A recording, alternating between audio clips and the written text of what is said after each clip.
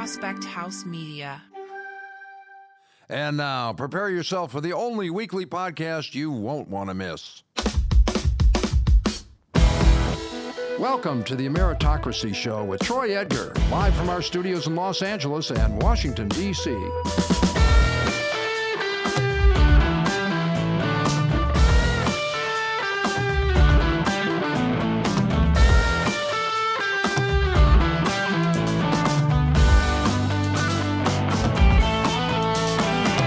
Hey everybody, I am Troy Edgar and welcome to the Ameritocracy Show. Thank you for tuning in and checking it out. It is greatly appreciated.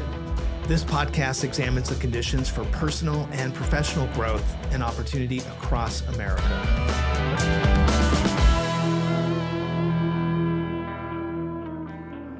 This week, I met with Dan Nelson, Executive Director of International Tax and Customs for Hyundai at the Ameritocracy L.A. studio.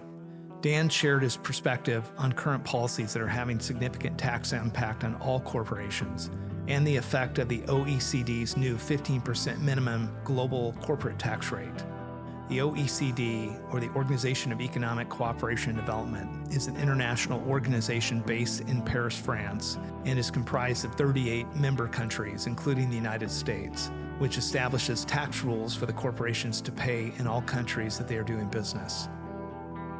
We also discussed the loss of the U.S. sovereignty over international tax cooperation and the taxation concerns of the digital economy. I hope you enjoy.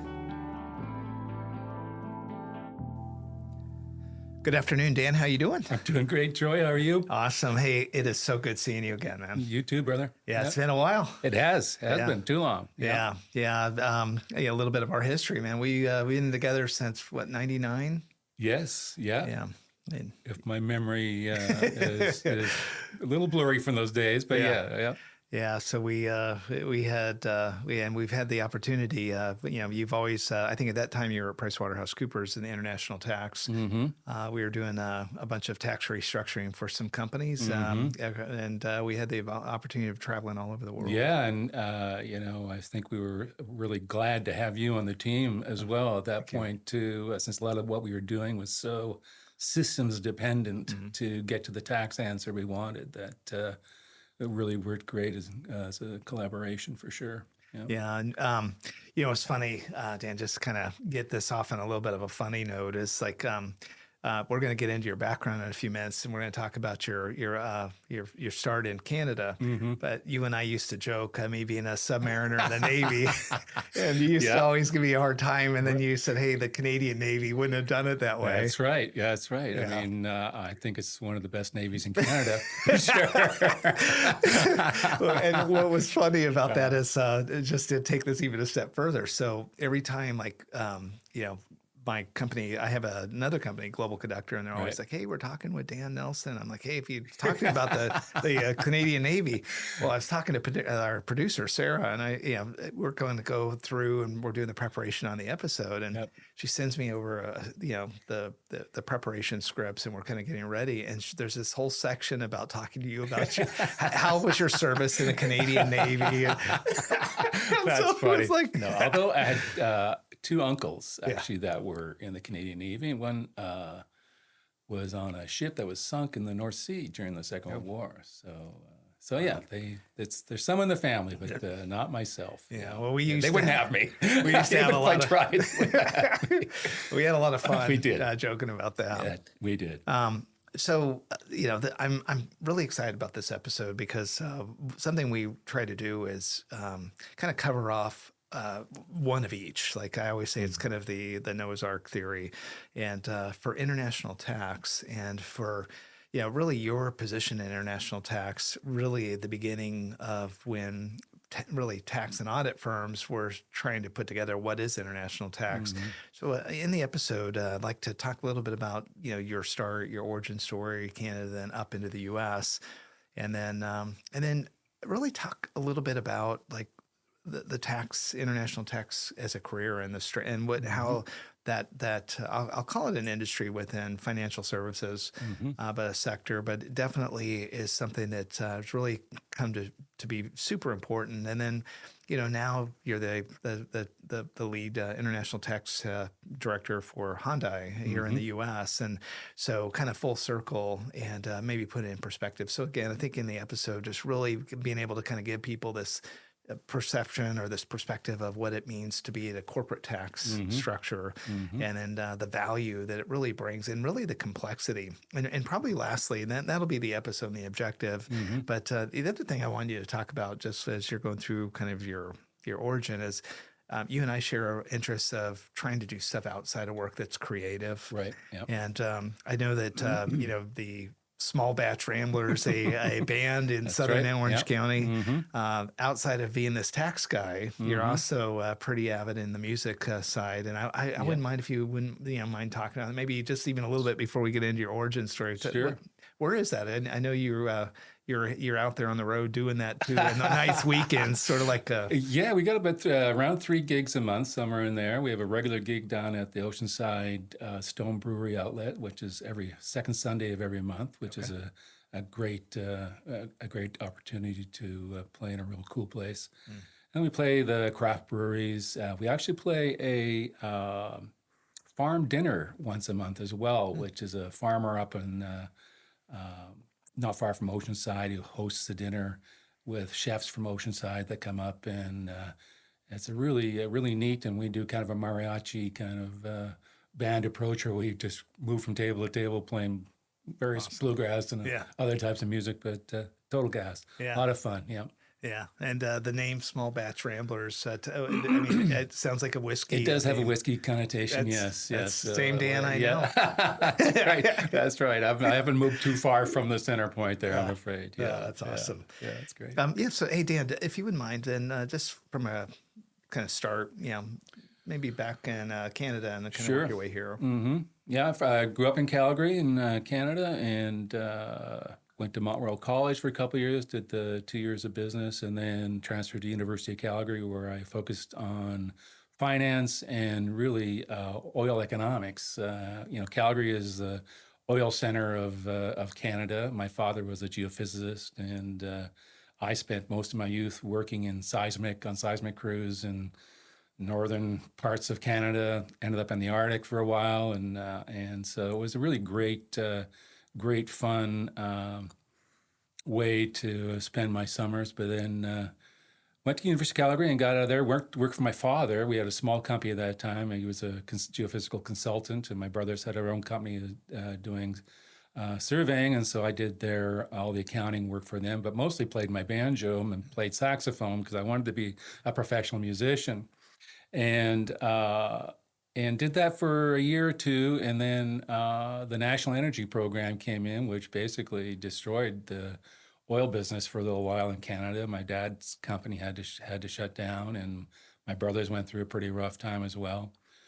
And so that ended my career in the oil business. And then on the music side, disco also came in around that time, which killed all the live bands. And so that was the end of my music career. So I actually went back to work, and there was kind of a recession in Canada at the time too. So despite the fact that I had a degree and was still quite young, you go for interviews for a manager or something, and there'd be 20 guys there, most of them maybe 20 years older than you, so I went back to work as a seismic laborer and did, whatever I could to earn money for a while, and finally packed up and moved to Vancouver and worked on a crew that painted driveways for a while until I thought to myself, gee, I've always been really good at accounting. Maybe I could be a chartered accountant. At that time it was chartered accountancy in Canada. It's now certified public accountant. But at that time it was a chartered accountancy, and I thought, well, gee, maybe that's something I can do. And I looked into it, and sure enough, I had enough credits from university. I had to go back to, they had a graduate school accountancy for just for the chartered accountant students.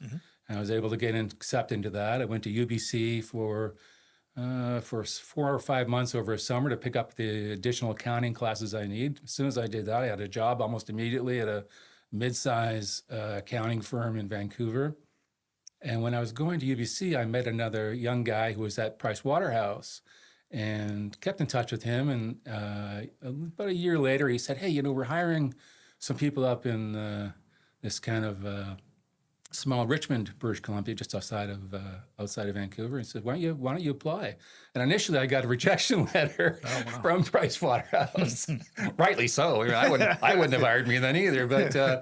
But then I got a call from the gal and says, "Oh, I'm so sorry. I didn't mean to send you that. Please come on in for an interview." And so that started my career at Price Waterhouse. And I did, that time you had to do audit, and you had to do for 4 years. And then I was able to get out of audit and get into tax, and started doing a lot of different work. But one of the things I developed into was cross-border U.S., Canada, individual taxation. I would do returns for high net worth Americans that were working in Canada. And so I got into just the tip of the iceberg of international tax at that point.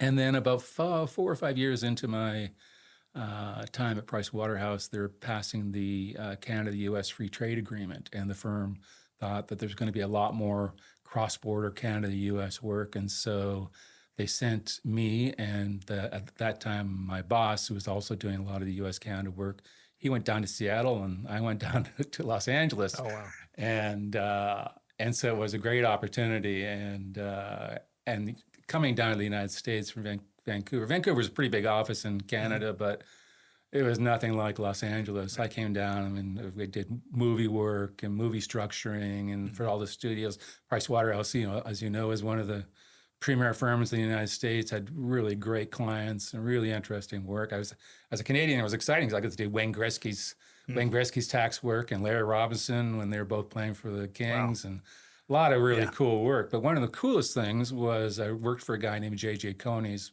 really cool guy, really inspirational guy. And he was forming one of the first international tax consulting groups in Los Angeles with Price Waterhouse. So I was able to come in as a Canadian guy. I was pretty much a reasonable expert in Canadian taxation at that point. Had no real direct U.S. domestic tax experience. So I was able to come into the U.S. and just focus on international tax, which is a relatively defined section of the U.S. tax code. I didn't have to really learn all of it.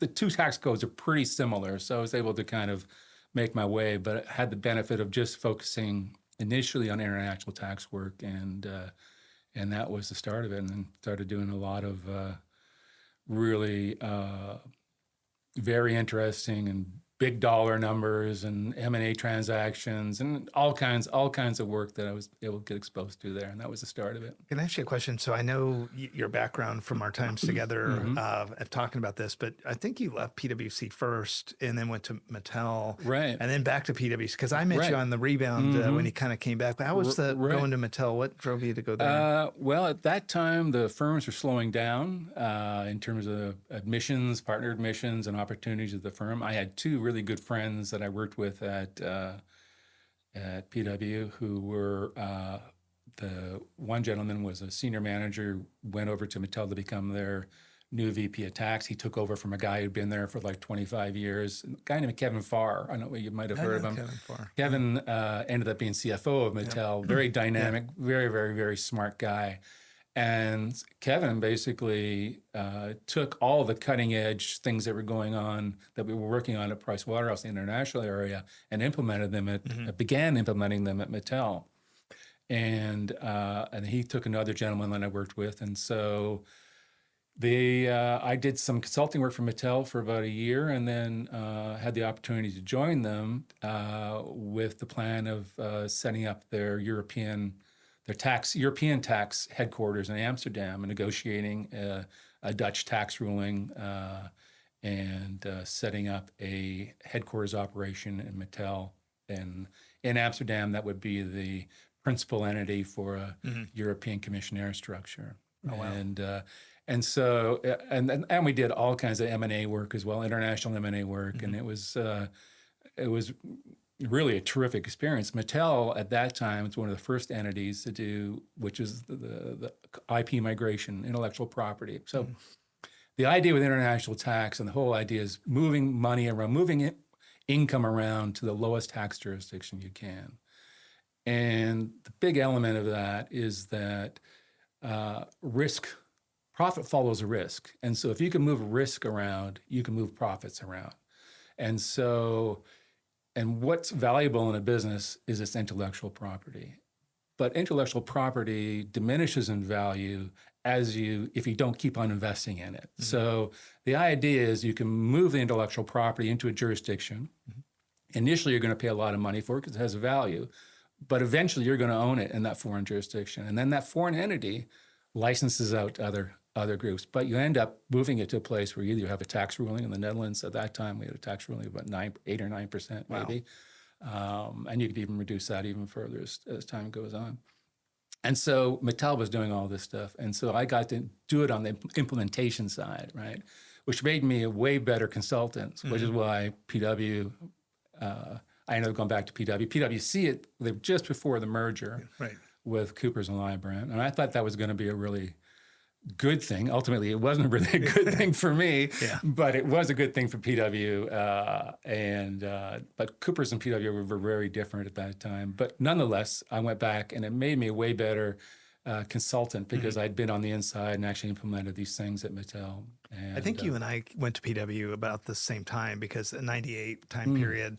And I was there previous Cooper. And when Cooper's, so you were sitting there experiencing it from the tax side and potentially a little bit of the audit, and I was on the consulting side. And, we opened up the hood on the Cooper side, and, and I had done a lot of acquisition integration work and, on the consulting side, especially when I was at Boeing, we were trying to move out of California. And so I was doing a bunch of setting up structures in Texas and all over. And then, when we got into the Cooper's acquisition and they started letting the partners and the people in there, you open up the hood, it's like, ooh, there's not a whole lot there.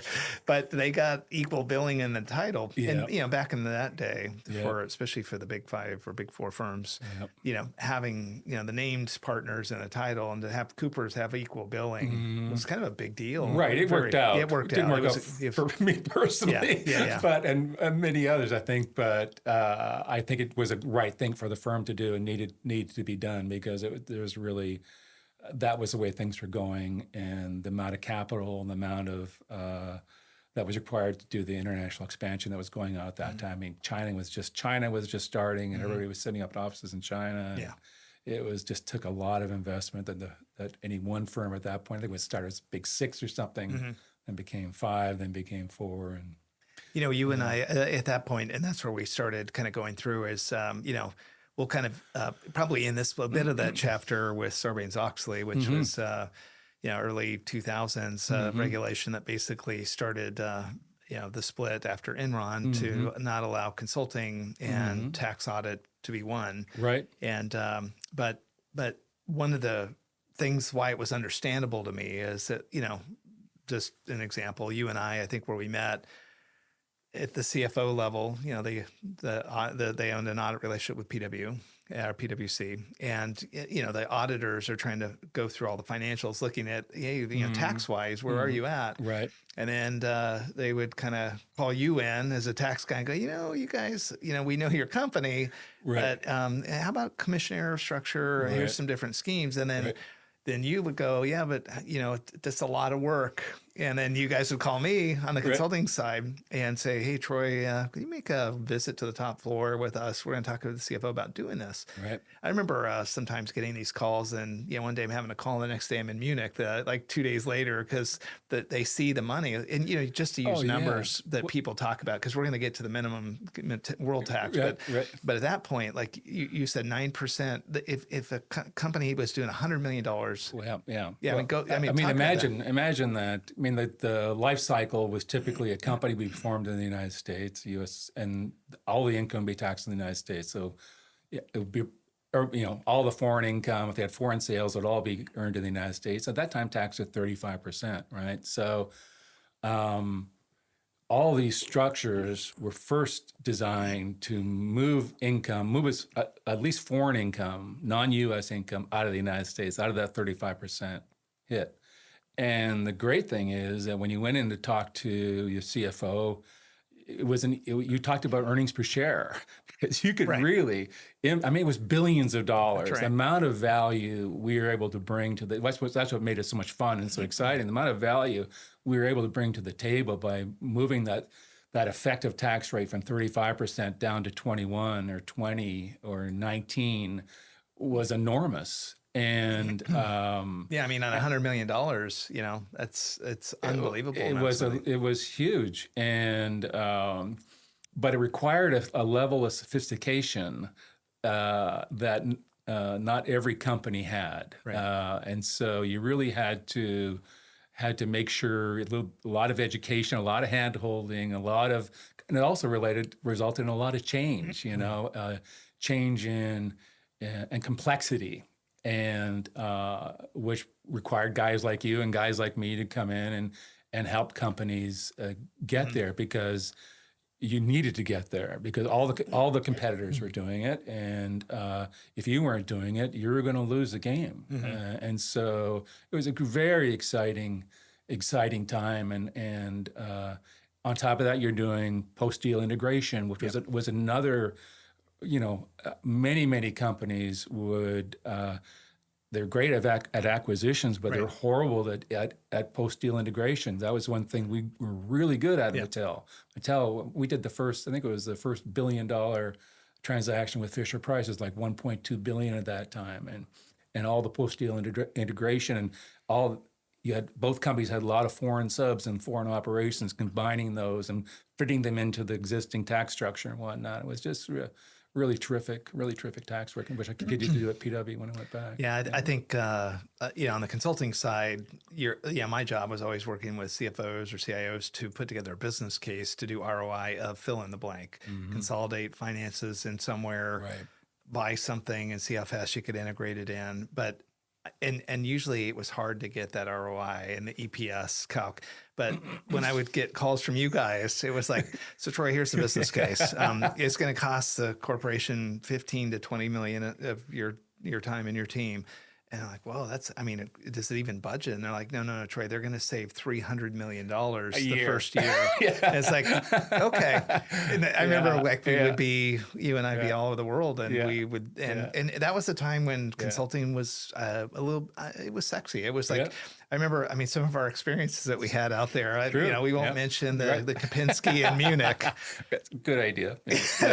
But we spent a lot of time in Amsterdam, all over Asia. It was, there was just, and there was no expense pulled. That you were traveling with the CFO a lot of times, and you were staying in the unbelievable places and working killer hours. It was not a pleasure cruise, but you basically get off the plane and head into meetings, but it was exciting, and it was the best. International tax was the best work to do. It just was, because you could add so much value and make such a huge difference.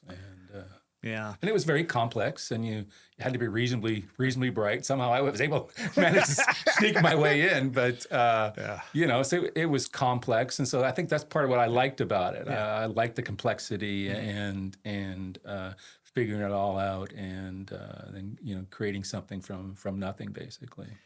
Talk to me a little bit. So for Sarbanes-Oxley, kind of had an effect on both of our careers. So once Sarbanes-Oxley kind of came into fact, the consulting companies, or at least the consulting sides of these big five firms, so PricewaterhouseCoopers said, hey, we're going to spin off the consulting company. And it happened at Anderson, it happened to Deloitte, it happened to everybody. Anderson didn't have a choice. Yeah. And that was mostly because of Enron, right? That's right.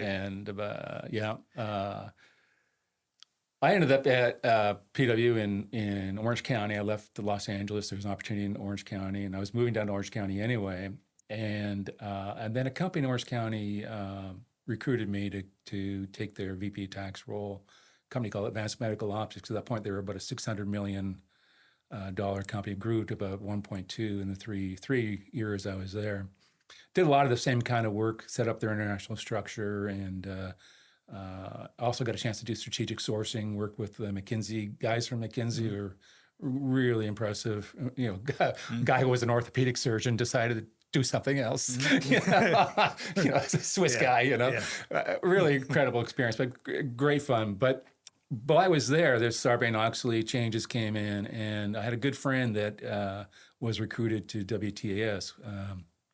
And these were all guys that ex-tax partners from Anderson that had, obviously Anderson collapsed, and these guys left and formed their own pure tax consulting. And at that point, I thought that because companies are under so much pressure to separate their audit and their consulting engagements, that I thought there was a real opportunity for a firm that was had the big four kind of talent, but not the baggage of the audit. I thought that would be a great opportunity, and so I left AMO to go join WTS as a partner, managing director at that time, and spent a couple of years, trying to make that work. And I was wrong. Companies really wanted that global footprint from the big four, and they were able to manage the Sarbanes-Oxley issues another way. And then around the same time, got divorced and ended up getting custody of my kids, and I needed to be home and needed to be not on the road at the not on the road as much. Yeah, right. Got it. Not romping around Europe with you, and so the opportunity at Hyundai came up, and I grabbed it, and It was interesting, Dan. It's like I remember when you were at AMO and had went in there, met with you a couple times and stuff, and then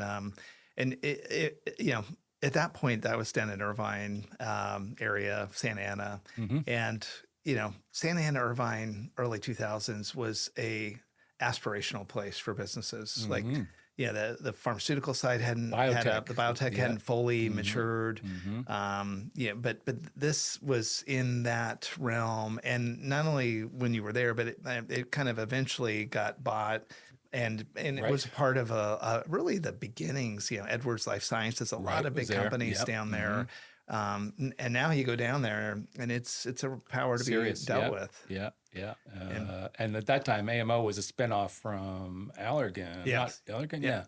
And it was another great opportunity. In fact, with them, I traveled a lot in Asia, and we had plants in China, and spent some time in China in the early 2000s, which was amazing, and Hong Kong and Tokyo, and was another great travel fun there. So we finally get to Hyundai, and with Hyundai, their headquarters in Orange County in the U.S. or North America. But to talk a little bit about Hyundai, and you've been there now for quite a while. Yes, 18 years this year. And it's interesting. It's like in the work that you and I had done, we were going with U.S.-based companies to different places all over the world, and really dealing with their subsidiaries or their extensions of their company. And to be truthful, when you're in that role, you're coming back from the big HQ, and you feel, and so there's a different feeling, when you and there's a level of deference, even though you're guests as consultants, you get treated certainly because HQ sent you in, right. And then I remember it's totally different being on the other side, for sure. You get it at Hyundai, and I remember you and I met with you a bunch of times there, and going through it. And it was different. It was like, Dan, are you happy? Because you're on the receiving end. It was a really tough transition for me, actually, to tell you the truth. Even though it was the right move for me personally, from a career perspective, I really had to kind of change gears. I was out of that really aggressive tax planning, Hyundai had a really different, and most of the Asian companies, I think, have a really different idea about tax and tax obligations. They're way more concerned about compliance and being good corporate citizens, and not so worried about paying tax, but paying the right amount of tax and having the right people that they can trust to take care of that. And it took a little while to learn that. And to gain their trust, but it's a fascinating company. I mean, talk about the structure. Really kind of a huge family company at first. It's much more of a professionally not that it wasn't professionally run, but it's much more professionally run at this point. Based in Seoul, Korea, manufacturing all over the world, but huge manufacturing in Korea and China. Grown hugely. I mean, it's great listening to some of the original executives. Started in the United States about 1985, I think, and I forget the name of the vehicle. The Excel. Was this the Excel? I don't know. it- It might have been, but those the stories they tell about the early product, Yeah. And all the issues and whatnot are always very fun to hear. And even since I've been there, they've gone from a value proposition to a real, great car for the money, but also just a great car.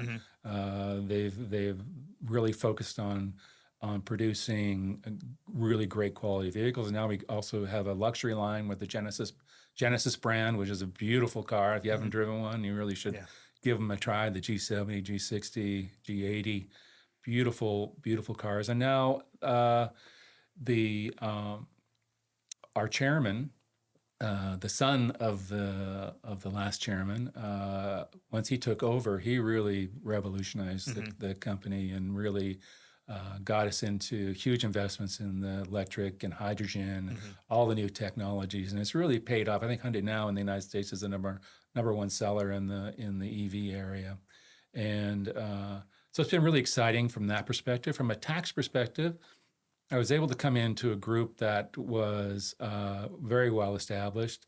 I think my two main direct reports on the domestic and state side have both been with Hyundai for 25 plus years. They're both extremely sharp and really good at what they do.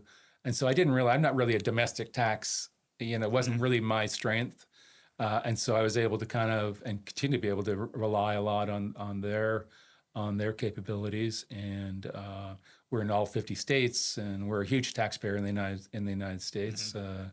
And I think around 30 billion in sales, somewhere in there.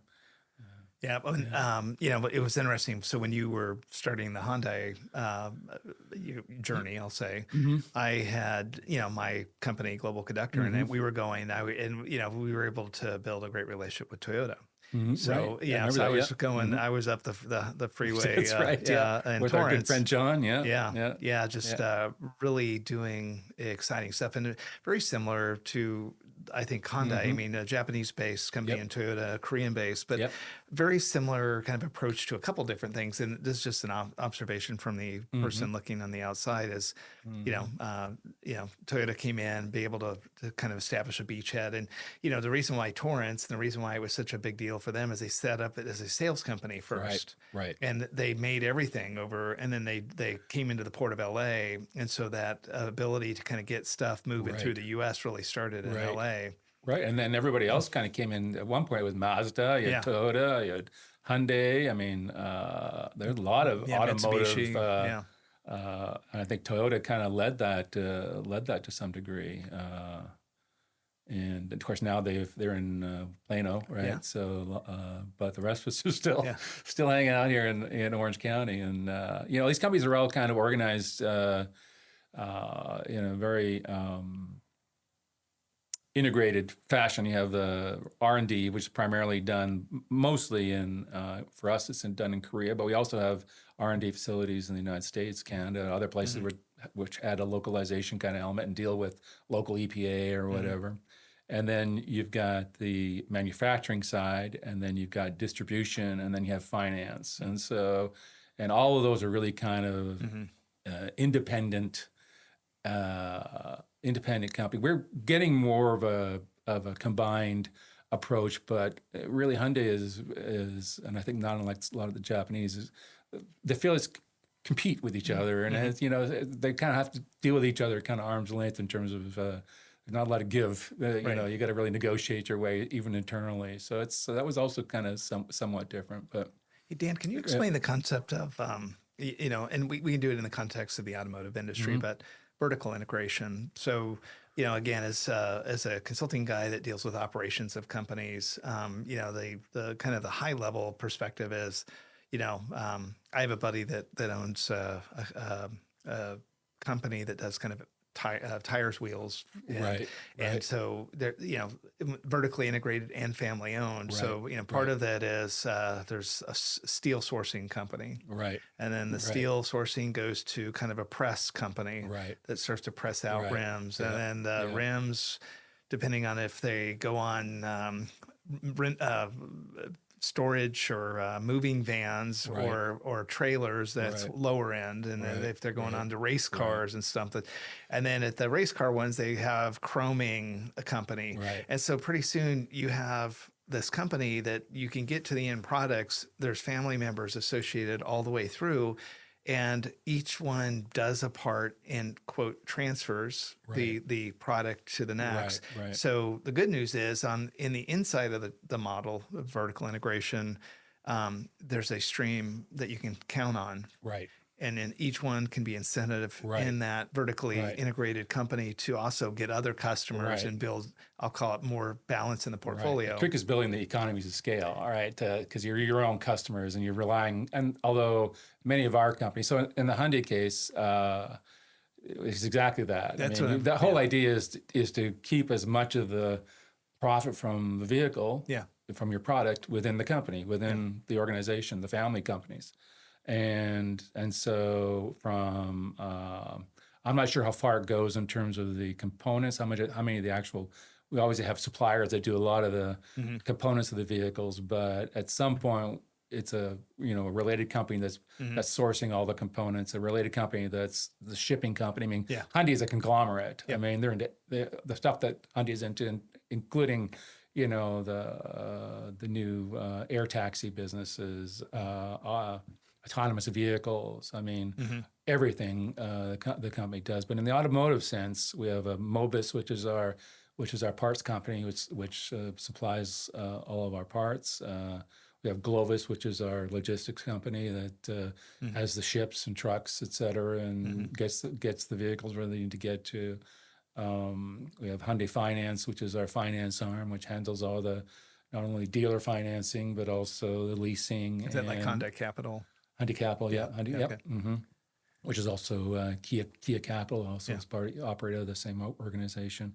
Then obviously the distribution side, which is our focus on U.S. distribution. So, it's a complicated business. And so I'm always, even from my days at Mattel, when I would go to the factories and see them making the dolls or with Fisher Price houses, kids' houses or whatever, right? I was always amazed at just what it takes, to kind of create a product and do it well. And you get an automobile. I mean, it's really almost mind-boggling that you create a structure that spits that out, and it's a great product. So I'm always amazed at that. And it's one of the things I like about working in industry is kind of being a very small kind of part of that and supporting that whole thing. It's really kind of fun. On the example of vertical integration, I think what I'm trying to do is paint a little bit of a picture. Is each one of those transactions is with a company, and each transaction is subject to tax.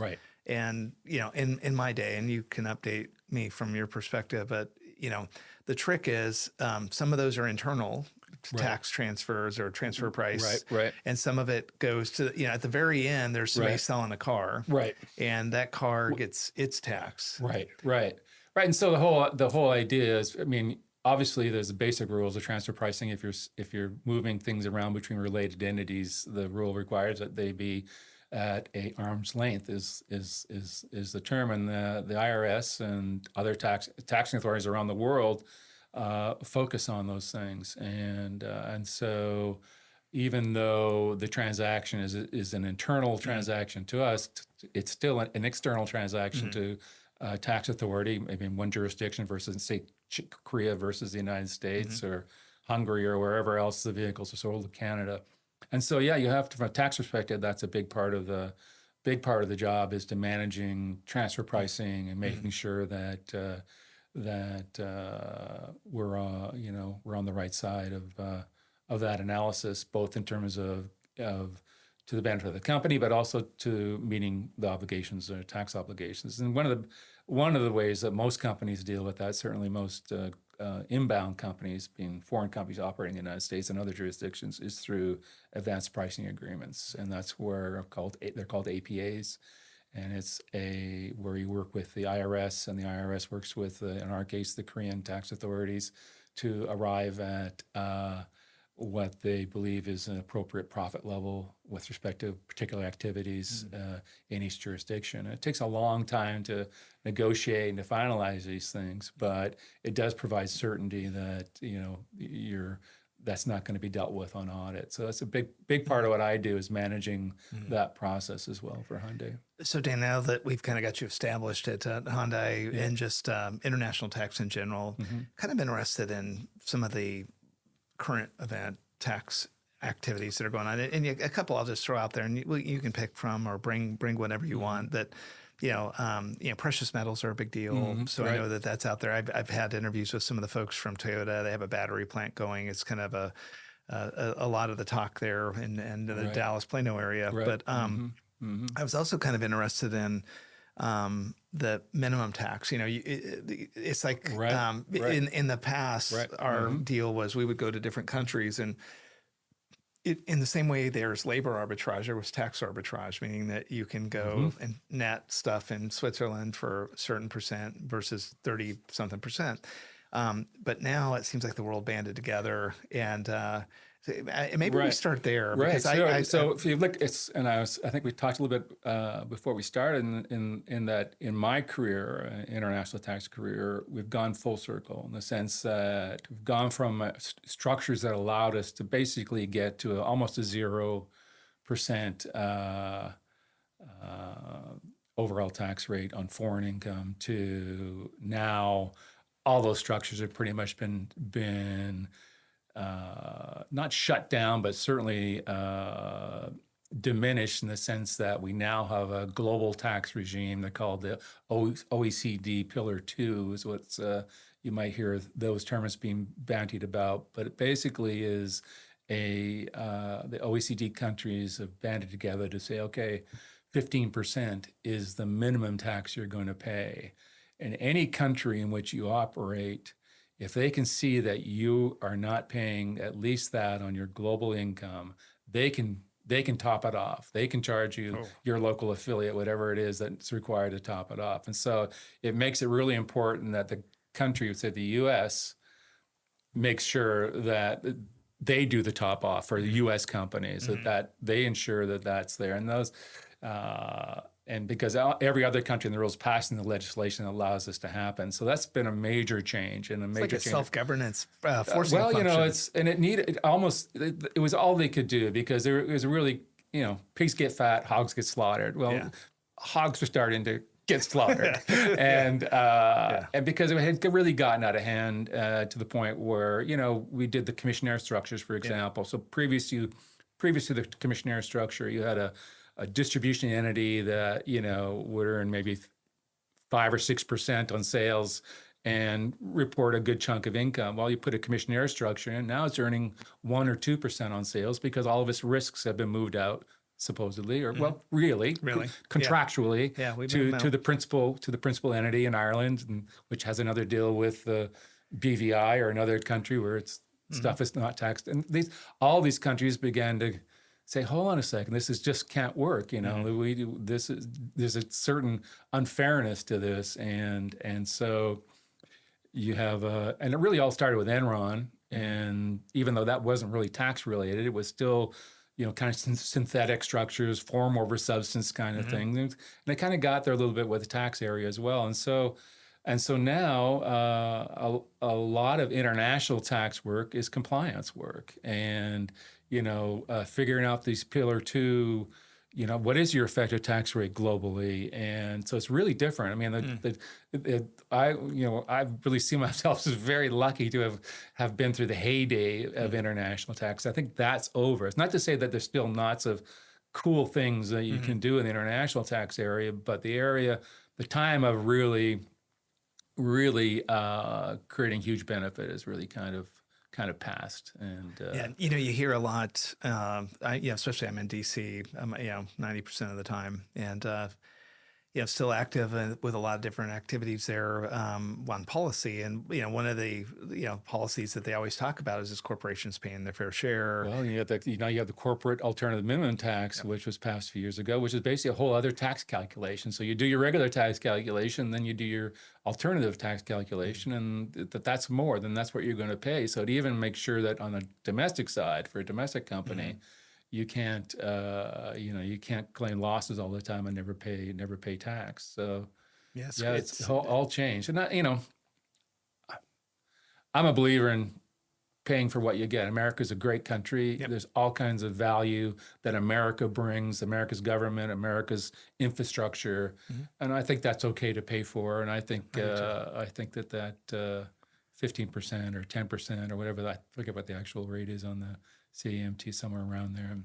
I don't think it's too egregious, but many would argue with me. Well, all CFOs would argue I'm sure with you're you. going to get some letters. Yeah, but I'll send all those emails over. I'll be posting Dan Nelson's email address into the chat here. CANADA. Yeah, you can find him on the weekend. Small batch breaker. Come out and throw some. There you go. Come out and throw some lettuce at it. Any other major tax items that you think are kind of interesting? Well, for the automotive industry, you touched on a little bit with the critical minerals and the whole trade wars that are going on now, particularly the political relationship with China. And, I think there's a lot of shrapnel being hit by other foreign companies foreign entities that are working in the United States. And we really see it with the EV credits and can we talk about that?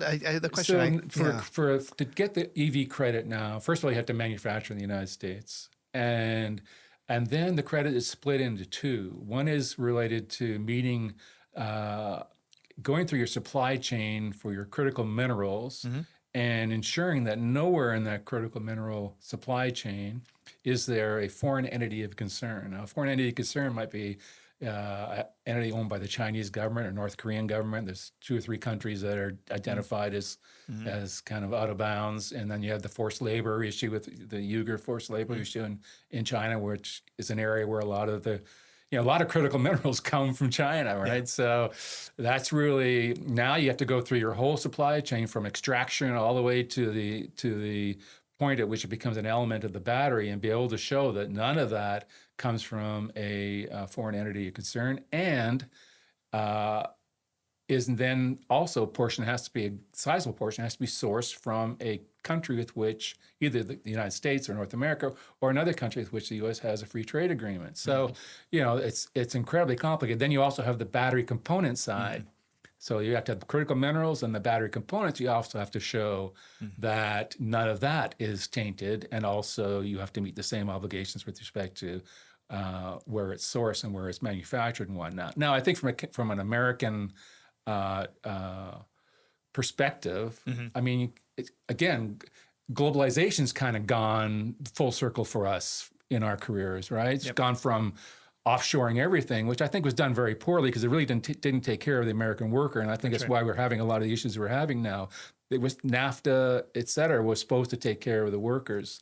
Unfortunately, that part of NAFTA didn't really occur. So he moved all his stuff offshore, left us kind of exposed. We all thought China was going to be a good guy, and that we were going to help them and they were going to turn out to be a good guy. Well, it didn't happen, and it's left us exposed. So now we're bringing everything back to the United States, and all these supply chains that have become global supply chains now have to be brought into a much smaller circle. And so that's all happening now. And any company, not just inbound companies, but any company that's they're all have global supply chains. They have to adapt those supply chains to meet these new political realities, and so that's kind of where we're at now. The policies, like specifically, I think, especially around the precious minerals, the Inflation Reduction Act, and then the CHIPS Act that was passed not too long ago.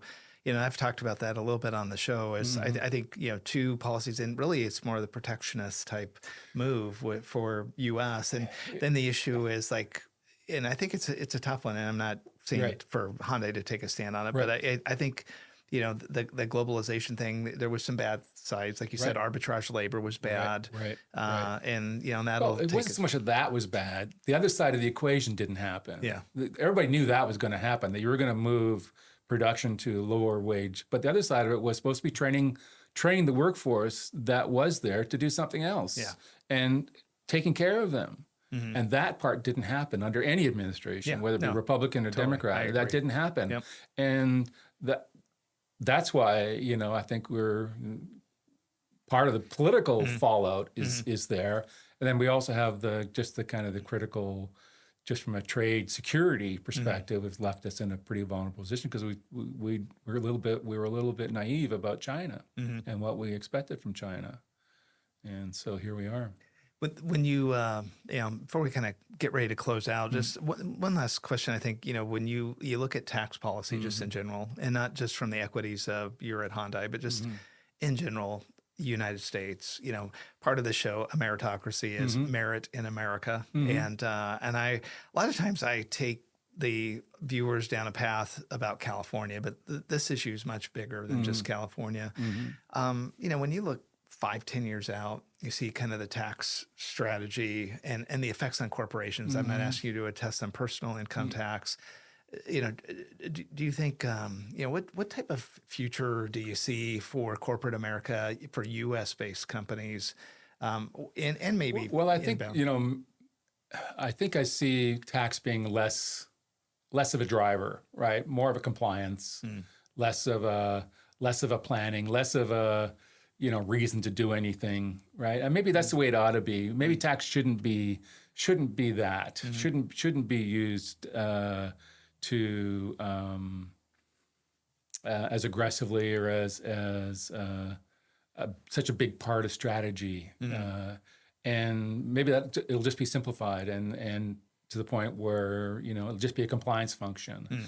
Not to say that that's still not very complex. You still got 50 states to deal with, and and so it's still a very complex analysis, and you still have all intercompany transactions, all that sort of thing. But the opportunity to really shave your rate off is going to change. I think the U.S. corporate rate will go back up. I think 25% is probably where it's going to end up. I think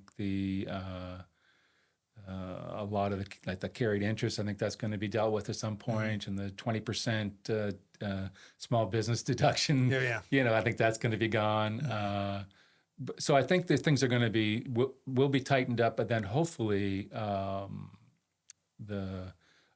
of the changes will stop, and you'll have because businesses really just businesses want to know what they've got to deal with, right? So they can plan long-term planning, and all the ups and downs of tax and where tax is and tax isn't, I think gets in the way of that. So I think overall, I think it's the right answer for as a tax person. It kind of takes away a lot of the fun and a lot of the kind of coolness about it, but still, I think there's still lots of good stuff to do. Do you think the U.S. still sets the standards for the whole world, or do you think, or do you see us trying to follow now?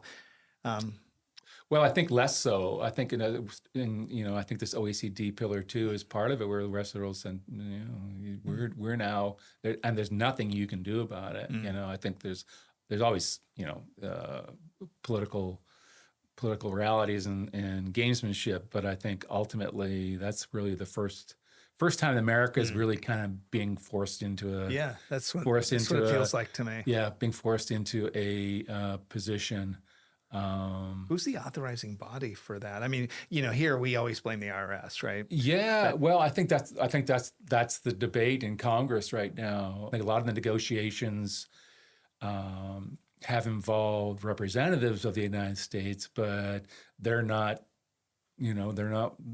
They're the tail, they're not the dog, So they're like, who enforces the 15%? Each country passes its own legislation. Okay, and so what's happened is all countries have banded together, almost union style, and have imposed this kind of indirectly back on the U.S. companies. Right. Well, the rules allow them to the ability. The OECD crafted the rules. Countries are implementing them within their own legislation, which allows them to do it, and they can go after if you have an entity in that jurisdiction. They can go after that entity if you can't prove that you're paying at least 15% globally. Wow. So and that's really the first example in my career of the U.S. not being the top dog in that respect. And so a lot of debates going on now in Congress and with Treasury that around how the U.S. is going to respond. But there's not going to be a lot of choice. Either we top it off to get the 15%, or someone else is going to do it. So we might as well. And I think that's always been the case too, because it really started with Europeans going after the dot-com businesses, which is really one of the most effective uses of the strategies we've been putting in place, where you really have almost zero tax on a lot of this digital income and whatnot. And so these countries start saying, heck with this, we're going to take that. And the U.S. needs to all this income used to be in the U.S. and it's all been drained out of the U.S. Like the U.S. should take it back. All the R&D was done in the United States. Right. All the money invested to create all this value was done in the United States. The United States should tax that income. So, yeah. Let me ask you, kind of in closing. Yeah. So, I was kind of leading you a little bit by asking you kind of the future. Yeah. Of tax and the impacts on the U.S. But let's talk about careers. Like, so you've one of the terms that you've used with me before is HRAB went cradle to grave. I've done full circle, right. Starting out and then kind of working your way through to now working in inbound. Where do you see the career for people that want to? There's such huge opportunities for young people that want to get into tax or accounting. It doesn't sound sexy, but it is pretty damn sexy at the end of the day. I mean, it's one of the few jobs in a corporation where you see everything. You see the whole operation of the entity, and you're brought into a lot of areas that aren't taxed, but just have tax impacts. And so you get to learn about everything that's happening in the company, from severance of executives to building a new plant, to all kinds of things. And so it's one of the few jobs in an organization where you really are at the top looking down, even though your position may not necessarily be at the top, but you're still seeing everything that goes on. So that makes it very interesting. It's also great to be a subject matter expert in an organization where nobody knows more than you do. There's no better position of power and security than that. And particularly if you're good at your job. Obviously, you need to be good at your job and be trusted and respected. But that's a really great place to be. And tax gives you that, because not everybody knows how to do it. It's the path now. I mean, you described of almost being on the cutting edge of the creation of international tax. But I mean, people come out of US. I'm obviously do a lot of work at USC. I talk to a lot of undergrads and grads that are getting their MBAs and getting and CPA licenses coming out and testing for it. And starting out, like, is the path into just. I'm a believer in coming up through the firms to at least a senior manager level, because through that you're going to get C-suite experience. You're going to get experience doing the top level work, consulting work. Because anybody can be a tax technical expert. Not anybody. Obviously, it's complex and it's difficult, but that's not where you make your money. You make your money by being a communicator. You make your money by being able to take that tax technical knowledge and translate it into business strategy.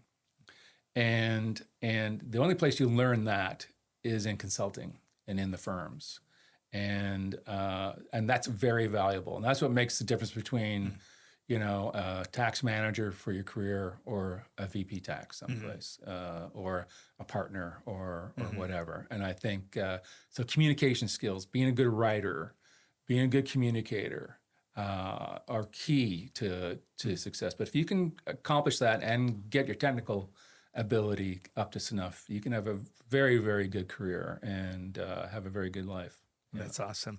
Well, Dan, I really appreciate you coming on the show today and kind of caught up. And it seems like maybe the small batch ramblers will be the full circle. That's right. Yeah, that's right. Well, I started and still am a banjo player, and many people just know me as a banjo player. So that's one of the things I'm most proud of, to tell you the truth. You and I think we were in the Hilton or the Hyatt in London, over Hyde Park, right? Yes. Having drinks, and you and maybe we had a few too many. And you made a comment. You said, I think I was asking you the same question about international tax. You're like, Troy, you have no idea how creative tax people are. I'm like, what? I remember you laugh. Yes. Yeah. But then, as we started going through, it was funny. It's like I would be the operational guy, and you were explaining the reason why we always had to travel is like it wasn't so much because we like to travel. It's executives in the different countries needed to really understand what we were doing, and you couldn't do it over the phone. Yeah. At that time, we didn't have all the video, Yeah. Zoom or anything like that. And so, and again, getting back to communication, being able to look somebody in the eye and get their trust and explain it to them and be able them to ask questions. And then that whole kind of interaction is key and really important, and still is today. And, face-to-face communication is still. So I want to end the show and just go on the record for my listeners that international tax or tax professionals are very creative. That's right. And sexy, I got to say. Well, Dan, thank you. Once again. anyway. Thank you, Troy. It's been great. Great awesome. seeing you. It's been a lot of fun. Thank you. Thank you. Appreciate it.